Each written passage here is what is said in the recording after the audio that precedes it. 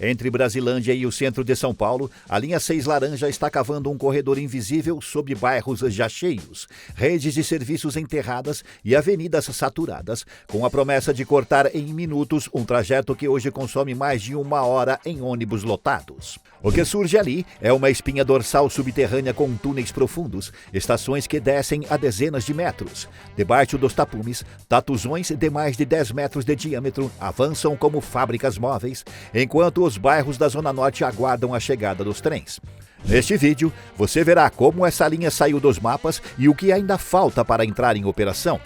Quando o projeto da linha 6 renasce com a entrada da Acciona, o que surge não é uma simples retomada de canteiros abandonados, e sim uma reconstrução do arranjo pensado na primeira PPP, porque o Estado decide preservar o eixo Brasilândia-São Joaquim e boa parte do que já estava escavado, ao mesmo tempo em que transfere quase todo o risco para um novo grupo privado. A empresa espanhola compra a SPE do antigo consórcio, assume túneis iniciados, poços abertos e estruturas de estações em diferentes estágios, rebatiza a concessionária como Linha Uni e passa a tratar a obra como o maior contrato de infraestrutura da sua atuação no Brasil, reunindo em um só pacote construção civil pesada, implantação de sistemas, compra da frota de trens e operação da linha por décadas em troca de uma contraprestação anual paga pelo poder público. O governo redesenha o cronograma admitindo que o atraso já se mede em anos, fixa a meta de abrir primeiro o trecho Brasilândia-Perdizes e depois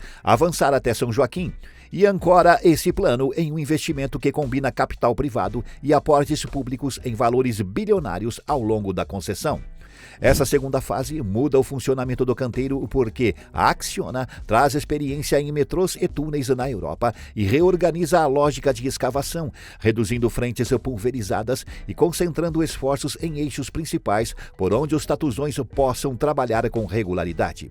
O corredor passa a ser tratado como uma fábrica subterrânea, na qual tuneladoras com escudos de cerca de 10 metros de diâmetro avançam diariamente a partir de poços estratégicos, instalando anéis de concreto, consolidando o terreno e abrindo espaço para galerias de serviço que vão receber cabos de energia, comunicações e drenagem. Esse planejamento integrado permite encaixar, já durante a escavação, decisões sobre sinalização automática, portas de plataforma e alimentação elétrica, o que é decisivo para uma linha dimensionada para transportar centenas de milhares de passageiros por dia com intervalos curtos, reduzindo o risco de ter obra pronta sem sistema ou sistema pronto sem túnel. Por baixo dessa estratégia financeira e construtiva está o conceito técnico que define a linha 6, um traçado de metrô pesado 100% subterrâneo, com aproximadamente 15 quilômetros de túneis e 15 estações, mergulhado a dezenas de metros de profundidade para atravessar bairros densos, cruzar vales e rios encaixados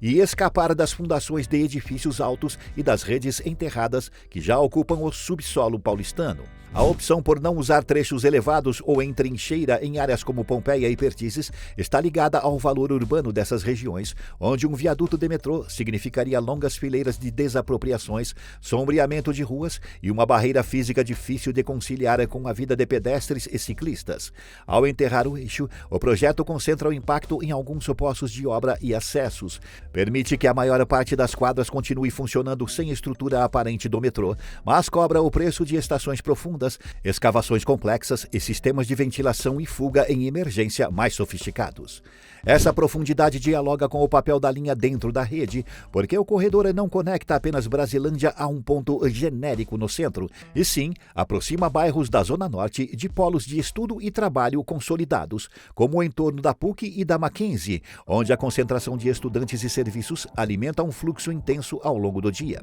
As estações são desenhadas como grandes poços habitáveis em vários níveis, em que o passageiro desce da rua a um mezanino intermediário e depois à plataforma em percursos verticais contínuos, organizados por vazios internos que ajudam na ventilação, na iluminação e no escoamento em caso de evacuação. Nas estações mais profundas da linha 6, a sensação é de que o metrô deixa de ser apenas um meio de transporte para virar um edifício vertical enterrado, em que cada nível cumpre uma função específica e tudo precisa funcionar em silêncio, todos os dias. PUC Cardoso de Almeida desce mais de 60 metros abaixo da rua, algo próximo à altura de um prédio de 20 andares invertido no solo, o que obriga o projeto a empilhar mezaninos, passarelas, salas técnicas e plataformas em um poço único, escavado com o método NATIM e envolvido por anéis de concreto que contém a pressão do terreno e da água subterrânea. Na superfície, o passageiro enxerga apenas acessos discretos na Cardoso de Almeida e na João Ramalho,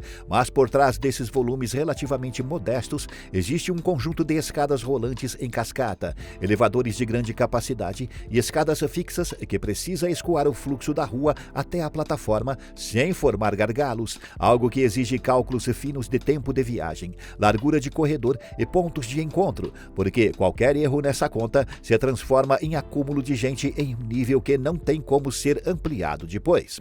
São Joaquim, por sua vez, transforma um entroncamento antigo em um nó tridimensional que conecta a linha 1 azul a cerca de 15 metros de profundidade a um novo nível da linha 6 que fica mais de 50 metros abaixo da rua, criando um desnível interno comparável à altura de um edifício médio inteiro entre uma plataforma e outra. Para vencer essa diferença, o projeto prevê conjuntos de escadas rolantes e elevadores interligando patamares intermediários, totalizando, quando somados à estrutura existente, mais de 10 escadas rolantes e meia dúzia de elevadores, em um sistema em que o fluxo é dividido em ondas, com trajetos bem marcados para quem chega pela Vergueiro, para quem faz transferência e para quem está apenas entrando ou saindo pela nova linha. A ventilação acompanha essa lógica vertical. Grandes dutos escondidos nos lados do poço lançam ar novo nos níveis de circulação e puxam o ar quente para galerias técnicas até as saídas na superfície, enquanto rotas de fuga e escadas enclausuradas são posicionadas para permitir que as pessoas subam em direção às zonas seguras,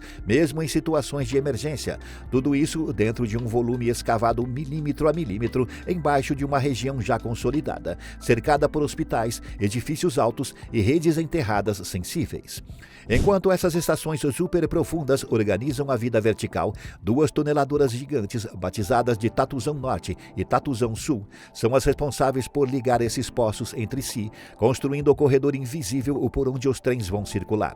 Cada máquina pesa em torno de 2.000 toneladas, mede cerca de 109 metros de comprimento e tem um diâmetro de escavação de aproximadamente 10,6 metros, dimensões que equivalem a um prédio de 3 andares de altura empurrado horizontalmente pelo subsolo paulistano, avançando de 12 a 15 metros por dia, conforme a qualidade do terreno e o ritmo da logística de anéis de concreto.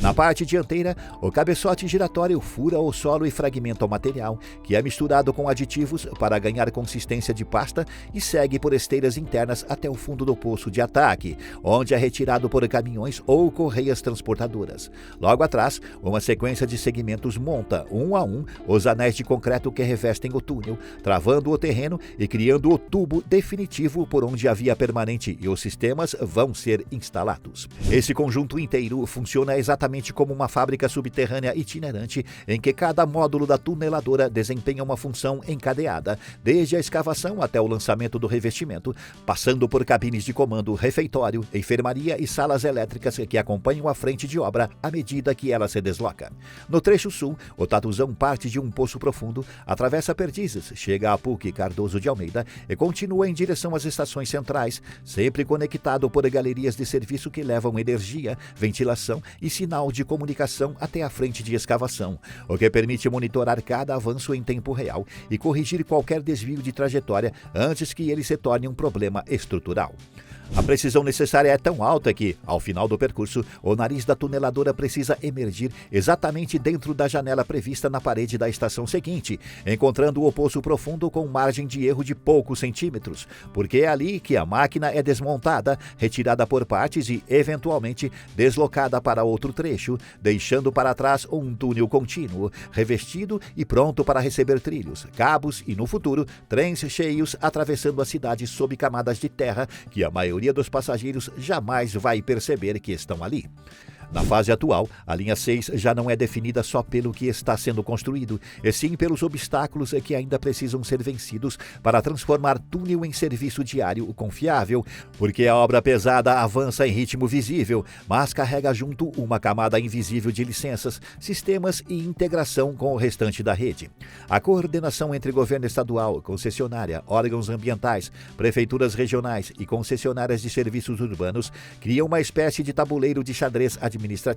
em que cada poço, cada mudança de trânsito, cada interferência em adutoras ou galerias pluviais depende de aprovações sequenciais, sob legislação mais rígida do que há 10 anos, o que força revisões constantes de cronograma. Ao mesmo tempo, o contrato de PPP amarra prazos e metas de desempenho de forma que qualquer atraso em um ponto específico, como a liberação de uma subestação ou de um acesso em área sensível, repercute em toda a cadeia que vai da obra civil ao início da operação assistida. Nos bastidores, um dos maiores desafios é transformar uma coleção de estações e túneis profundos em um sistema único que converse com o restante do metrô, exigindo que o CBTC, as salas de controle, as subestações de energia, os trilhos, as portas de plataforma e a frota de trens entrem em funcionamento em uma sequência precisa, quase como a energização de um grande equipamento industrial. Cada trem precisa ser testado em via, cada circuito de sinalização precisa ser validado em diferentes cenários de falha. Cada rota de fuga e sistema de ventilação de emergência passa por ensaios práticos antes de receber certificação, o que consome meses, mesmo depois que o público enxerga a estação pronta por fora. Tudo isso acontece em paralelo à formação de equipes de operação e manutenção que precisam aprender a lidar com estações extremamente profundas, túneis de grande diâmetro e fluxos concentrados em horários de pico, com simulações de evacuação, testes de degraus móveis e treinamentos contínuos no centro de controle. O que separa o canteiro da operação plena ainda é um conjunto de etapas críticas que incluem o fechamento das frentes de escavação, a conclusão da estrutura de todas as estações, a montagem final das vias e das instalações fixas, a entrega integral da frota, a integração definitiva dos sistemas de controle e energia e, por fim, a obtenção das autorizações técnicas e de segurança exigidas para o transporte de passageiros em larga escala. Até que tudo isso esteja alinhado, a linha 6 permanece oficialmente em obra, ainda que partes da estrutura já pareçam prontas na paisagem, porque o verdadeiro marco de virada não é apenas ver uma estação nova se destacando no bairro, e sim colocar trens cheios cruzando o eixo Brasilândia Centro com regularidade e segurança compatíveis com a espinha dorsal que esse corredor pretende ser na mobilidade paulistana. Mas e você? Acredita que a linha 6 será concluída? Comente. Este é o canal Urbana. Deixe seu like, inscreva-se e assista a um vídeo anterior.